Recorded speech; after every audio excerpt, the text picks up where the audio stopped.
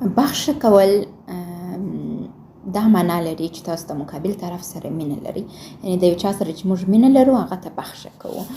که تاسو متوجه سوي یاست الله جل جلاله موږ ته ویلي دي که هر څومره بار ته غلطي وکړې راسئ ما ته ووایه چې بخښنه غواړم، نو هغه موږ بخښي ځکه چې هغه زموږ سره مینه لري، هغه پیدا کړي یو. نو همداسې مور و پلار هم یو مثال دی. مور و پلار څه هم چې موږ بخښه وغواړو هغوی موږ په هر حالت کې بخښي.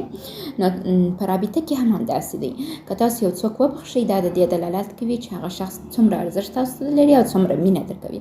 او په بخښش سره تاسو کولی شئ چې مینه ډیره کړئ، مینه ثابته کړئ. او دا هم مه هېروئ چې بخښش تر ټولو غټترین انتقام دی. که تاسو یو چاته ډیره غوسه راځي او هغه تاسو سره یو بد عمل کوي، تاسو په مقابل کې هغه بخښئ، هغه ډیر خجالت کیږي، هغه ډیر شرمیږي او هغه ته ډیر بد رقم شکنجه تاسو ورکوئ. نو بخښش مه هېروئ په رابطه کې او رابطه مو ټینګئ. او بل د یو نارینه ته عشق و محبت مینه دا شیان لذت دی، خوند دی ورته، خو یو ښځې ته بیا مینه ټوله ژوند دی.